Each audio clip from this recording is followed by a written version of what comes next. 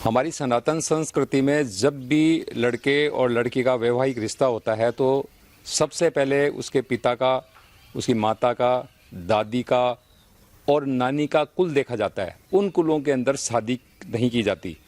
नरुका साहब मेरे साथ हैं। नरुका साहब, ये जो सिस्टम है हमारा, इसके पीछे क्या रीज़न क्या मानते हैं आप?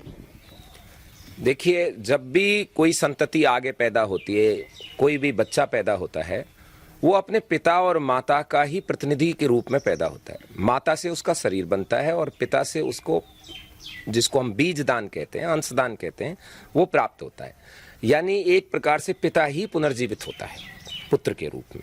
और इस सनातन संस्कृति में पिता के 50% सीधे सीधे गुण पुत्र के अंदर आते हैं और पुत्री के अंदर पिता के गुण आते हैं 50% और माता के भी 50% दोनों में आते हैं। लेकिन अगली जो जनरेशन होती है उसमें क्या होता है, माता का तो रह जाता है आधा और पिता का बहुत ही कम, यानी केवल मात्र, क्योंकि पिता उसी कुल से आया था तो उसका एक छोटा सा हिस्सा उसमें से कटता है। और ऐसे कटते कटते ये कुल 99-98 पीढ़ी में जाके तो पिता का क्षरण होता है और 6 पीढ़ी के अंदर माता का कुल उससे दूर हो जाता है बच्चे से। इसलिए माता के कुल में 6-7 पीढ़ी टालने का रिवाज है। 3-4 पीढ़ी वर्तमान में होती हैं, दादा पोता ये होते हैं, तो कुल मिला के माता के कुल की 10 पीढ़ी को टाला जाता है और पिता के कुल की 100 पीढ़ियों को टाला जाता है, ताकि वो नियरेस्ट ब्लड रिलेशंस में रिश्ता नहीं हो सके। और ये पहले ये व्यवस्था हमारे गायों के साथ भी अपनाई जाती थी। जो गोत्र का आपने शब्द सुना होगा, गोत्र का सही अर्थ है गौ उत्र, यानी जिस गऊ के गौशाला का आप दूध पीते हैं उस ऋषि का गौशाला का दूध पीते हैं, इसीलिए वो आपको ऋषि गोत्र लगता है। पहले ये रिवाज थी कि एक गांव के अंदर जितनी भी गऊ होती थी उनके लिए जो सांड छोड़ा जाता था वो दूसरे गांव से लेके आया जाता था, किसी और संत की गौशाला से लेके आया जाता था और 3 वर्ष बाद उस सांड को बदल दिया जाता था, ताकि वो सांड, क्योंकि उसके बाद उसके बेटियां, उसकी बच्चियां पैदा हो जाती हैं तो वो उनके साथ ना रह सके। पशु है, पशु में इतना ज़्यादा उसका बुद्धि काम नहीं करती है, वो प्रेरणा से काम करता है। भूख लगी तो चला गया, भोजन कर लिया, प्यास लगी तो पानी के पास चला गया, उसको अपना मालिक दिखाई दिया जिससे स्नेह है तो उसके पास चला गया, किसी से स्नेह नहीं है तो उससे दूर चला गया। तो जब गायों के प्रति इतना अपने शुद्धिकरण का सिस्टम था और इसी से यहाँ वर्ण की, रक्त की और जीर्ण की शुद्धता थी और इस शुद्धता को ये आज से कम 50-60 साल तक खूब अच्छी तरह चलती थी। लेकिन जब विदेशियों ने देखा कि भारत की सबसे बड़ी ताकत यही है कि इनके डीएनए में सबसे बड़ी क्षमता है, इनके रक्त की शुद्धता सबसे बड़ी चीज है, तो उन्होंने सबसे पहले यहाँ की गायों को वर्णसंकर किया, विदेशी सांडों का बीज डालकर, और फिर वो वर्णसंकर सांड से फिर वर्णसंकर पैदा हुई। तो आज जो ये वर्णसंकरता का दौर चल रहा है उसमें गौ की पहले वर्णसंकर होने की वजह से आदमी के इस युग में वर्णसंकरता रुक नहीं पा रही, मनुष्य में भी रुक नहीं पा रही। जब एक पिता और माता, यानी स्त्री और पुरुष, नर मादा के अंदर संसर्ग होता है तो पूरे शरीर का प्राण तत्व, जिसको हम कहते हैं, जिसको बीज कहते हैं, वो उसके शरीर से निचड़ता है। जैसे जब मान लीजिए कोई देखना चाहता है, इसको चेक करना चाहता है, तो प्राणायाम करते हैं। जब प्राणायाम करते हैं तो अपान वायु को प्राण वायु में हवन करते हैं, जैसा गीता में भी बताया है। तो प्राण वायु को रोकते हैं, पहले उसको 10 सेकंड तक कंठ में रोकते हैं और फिर 20 सेकंड तक उसको हृदय के अंदर, जो उसको साइंस की भाषा में हम लोग कहते हैं कि एक गैस का गोला है या गैस को शुद्धिकरण का एक पंपिंग करने का सिस्टम है, वहां वो प्राण वायु जो अंदर की है वो पूरी, बाहर से प्राण वायु नहीं आती तो अपान वायु घूमती है उसके अंदर, और अपान वायु का जब उसका दम घुटने लगता है क्योंकि प्राणवायु नहीं मिल रही है, तब आप महसूस करेंगे 20-30 सेकंड बाद शरीर के प्रत्येक हिस्से से ऐसा लगेगा कि आप अंदर खींच रहे हैं कुछ, यहां तक उंगलियों में, यहां तक कि निर्जीव जो सेल्स होते हैं जैसे नाखून है, बाल हैं, उनसे भी आता है, लेकिन उनका महसूस नहीं होता, पर शरीर की और सिराओं से ऐसा लगता है कि हम पूरा कुछ खींच रहे हैं। आप सांस को रोके रखेंगे, प्राणवायु नहीं आने देंगे तो वो खिंचता है, और ऐसे ही यदि प्राणवायु बाहर से नहीं आई तो फिर वो प्राण तत्व खिंचा कर उसमें से निकल जाता है, जिसको पहले लोग समाधि लेना कहते थे। जैसे प्राण का एकत्रीकरण हृदय के अंदर होता है, ठीक इसी प्रकार से जिसको हम शुक्राणु कहते हैं, जिसको वीर्य कहते हैं, जो कुछ भी हम खाते हैं उससे रक्त बनता है और रक्त की 40 बूंद से वीर्य का निर्माण होता है और वीर्य नॉर्मली वृषण में रहता है, जिसको साइंस की भाषा में अंडकोश भी कहते हैं, और उसकी गति सामान्यतः नीचे की ओर होती है, अधरोगामी गति होती है उसकी। 35 दिन तक यदि व्यक्ति, जिसको ब्रह्मचर्य कहते हैं, ब्रह्मचर्य व्रत का पालन करे और शुद्ध आचरण रखे, मन में भी विचार ऐसा नहीं करे, तो 35 दिन बाद ये जो घड़ा है नीचे शुक्राणुओं का, ये पूरा होने के बाद ये ऊपर की ओर उठता है, जिसको हम उद्रोगामी गति कहते हैं। फिर ये जो हमारे चक्र हैं, इन चक्रों के द्वारा उठते हुए नाभि के द्वार से और हृदय के पास से निकलकर ये भावोवाह नलिका के जरिए हमारे मस्तिष्क के ऊपर जाता है। सबसे पहले तो ये तरल में होता है जो शुक्राणुओं का ये, फिर ये तरल के बाद में गैस में परिवर्तित होता है, गैस के बाद में ये परिवर्तित होता है रोशनी में, और रोशनी के बाद में एक ऐसी अदृश्य रोशनी में परिवर्तित होता है जो हमारे मस्तिष्क के बीच, दोनों भवों के बीच के अंदर एक रोशनी के बल्ब को, एक उजाले की ऊर्जा के बल्ब को जलाता है, जिससे व्यक्ति का, जिसको हम देसी भाषा में कहते हैं, मस्तिष्क का विकास होता है। सामान्यतः व्यक्ति के मस्तिष्क का 100% मस्तिष्क का मुश्किल से 2-3% प्रयोग में होता है। पितामह भीष्म जैसे लोगों का मस्तिष्क 95-96% सक्रिय था, और जिनका 100% सक्रिय होता है उनको हम ईश्वर कहते हैं, जैसे श्री कृष्ण है, श्री राम है। तो ये पूरा जो खेल है, ये उस बीज का और प्राण का ही हुआ, शुक्राणुओं का और प्राण का सीधा सीधा संबंध है। ये शुक्राणुओं के जरिए हजारों की संख्या में जब निषेचन होता है नर और मादा के बीच में, तो वो मादा की उसमें जाते हैं वोम्ब में, जिसको गर्भ कहते हैं, और उस शुक्राणु का जैसे निषेचन उनके अंडाणु से होता है, उनके अंडाणु होता है जो मासिक धर्म के चक्र में उसमें निकलता है, उस अंडाणु से जिससे शुक्राणु का निषेचन होता है, उससे एक दूसरा भ्रूण बनता है, और उस भ्रूण में प्राण दान जो है इस शुक्राणु के जरिए होता है, क्योंकि प्राण का ही निचड़ के उसमें जाता है। तो चूंकि वो बीज है, जैसे बरगद के पेड़ में एक छोटी सी गोल होती है और गोल के बीच में एक बीज होता है, और उस बीज से फिर एक बरगद का पेड़ उगाया जा सकता है, ऐसे ही एक शुक्राणु के उसका अंडाणु से निषेचन होने पर एक संतान पैदा हो जाती है। तो चूंकि बीज पिता से मिला है, इसलिए उसका जो सॉफ्टवेयर है, जो उसका स्वभाव है, जो उसका नेचर है, जो उसकी पद्धति है, जो उसका आचरण है, वो नॉर्मली पिता पे आता है, और शरीर जो है वो माता पे जाता है। इसीलिए माता, शरीर तो हमारा स्थूल चीज है, और जो अंदर की चीजें हैं, जो सॉफ्ट चीजें हैं, उनको हम कहते हैं सूक्ष्म चीजें, और सूक्ष्म हमेशा ही ताकतवर होती है। तो ये जो पिता से आने वाली चीजें, ये ज्यादा बलवती होती है, इसलिए गोत्र पिता का लग जाता है, कुल पिता का लग जाता है। स्त्री का भी विवाह के बाद गोत्र बदल जाता है, लेकिन कुल नहीं बदलता, कुल तो वो वही रहेगा जहां से वो आई है।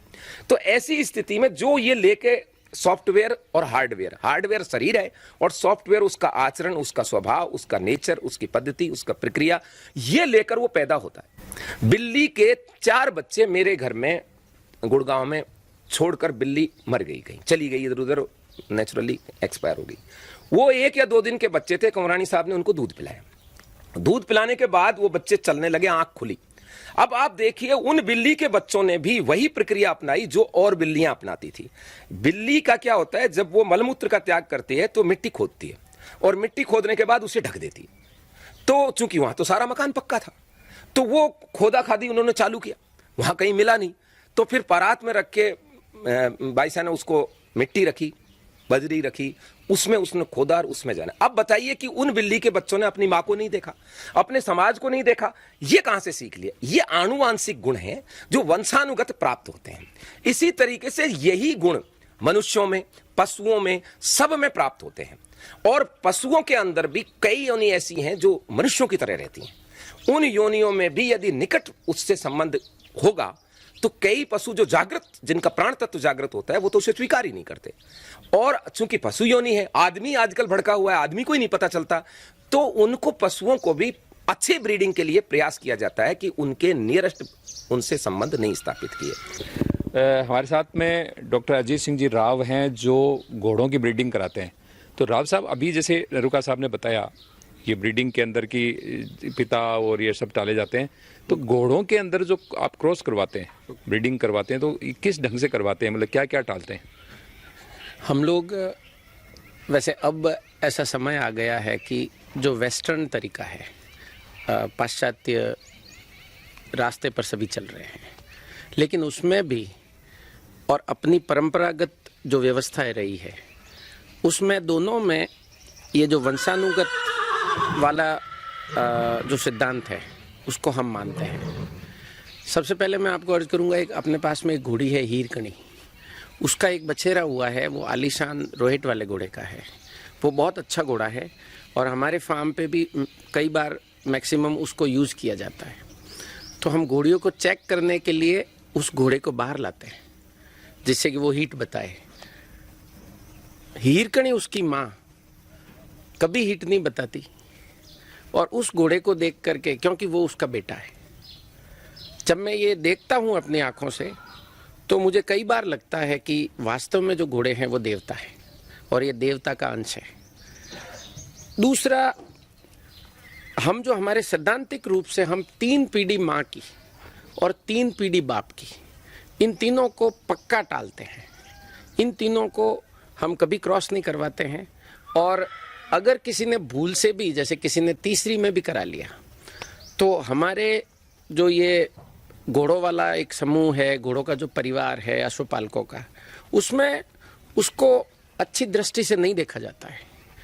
2, अंग्रेजी में हमारे पास इसके लिए 2 वर्ड रहते हैं, इन ब्रीडिंग एवं लाइन ब्रीडिंग। इन ब्रीडिंग हम उसको मानते हैं जो इन 3 पीढ़ियों में घोड़े और घोड़ी को क्रॉस करा देते हैं, कि बाप से जो भाई बहन होते हैं उनको क्रॉस करा दिया, माँ से जो भाई बहन है उनको क्रॉस करा दिया। लाइन ब्रीडिंग उसको बोलते हैं जिसमें कि वही लाइन है लेकिन ये 3 पीढ़ियाँ टालने के बाद की लाइन है। तो कई बार जब हमें लगता है कि हमें उस नस्ल का घोड़ा, जैसे अली बाबा जैसा हमें घोड़ा पैदा करना है, तब तो हमें अली बाबा का कोई बच्चा सेलेक्ट करना पड़ेगा, लेकिन उसके लिए हम यह पक्का करेंगे कि किसी भी स्थिति में वो अली जो घोड़ी है उसकी 3 पीढ़ियों में नहीं आता। अली बाबा की 3 पीढ़ियों में नहीं आएगा। उसके बाद का जो बच्चा होगा उससे हम वापस क्रॉस करा सकते हैं। तो ये आपका काफ़ी अनुभव है, लेकिन ये जो इन ब्रीडिंग करा देते हैं तो उनकी नस्ल पे कभी आपने कोई फ़र्क देखा है?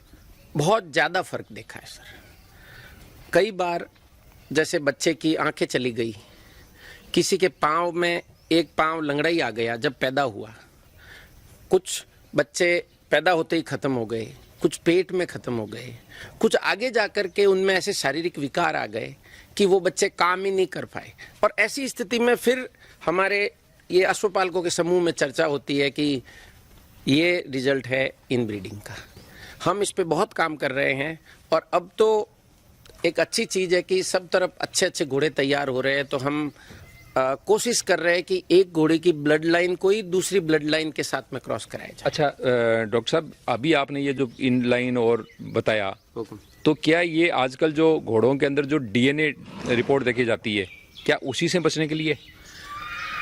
हाँ, डीएनए के 2 फायदे हैं सर। एक तो ये कि अपन रक्त शुद्धता इस पर भी काम कर सके, और दूसरा सबसे बड़ा फायदा यह है कि माँ बाप के बारे में झूठ का चलन बहुत हो गया, तो उससे बचने के लिए भी डीएनए एक पुख्ता एक वजूद रखता है और ये एक साइंटिफिकली ऑथोराइज चीज़ है। तो हमें ये कभी भी प्रॉब्लम नहीं आएगी। मतलब ये ऑथोराइजेशन भी रक्त शुद्धता के लिए कि भाई रक्त शुद्ध है कि नहीं, ये देखने के लिए जी। और उसमें ये रहेगा कि ये आलीशान का है, ये अली बाबा का है, ये हंसराज का है, ये एडम का है। तो ऐसी स्थिति में हमें जो ब्रीडर इस घोड़े को आगे जाकर ब्रीड करेगा उसके ध्यान में रहेगा कि ये इस लाइन का है तो मुझे इसकी 3 पीढ़ियाँ कैसे बचानी है। ये भी एक ऑथेंटिक रिकॉर्ड रहेगा। इसके लिए डीएनए अब काफ़ी चलन में आ गया है और सभी सोसाइटियाँ उस पर काम कर रही है। तो सुना आपने जो रक्त शुद्धता वाली बात है, और ये वैवाहिक रिश्तों के अंदर हम जो ये 6 पीढ़ियाँ टालते हैं उसके बारे में नरुका साहब ने बताया। और इंसानों में नहीं, जानवरों के अंदर भी ये चीज़ें टाली जाती है। इसके बारे में डॉक्टर साहब ने बताया कि किस तरह से घोड़ों की रक्त शुद्धता जांचने के लिए आजकल जो घोड़ों के का खरीद फरोख्त होती है उसके अंदर डीएनए रिपोर्ट देखी जाती है। शायद आपको इस विषय के ऊपर सब कुछ समझ आ गया होगा। धन्यवाद। दोनों क्लब कर दियो ना, बिल्कुल। हाँ भाई, मास्टरी है क्लब का।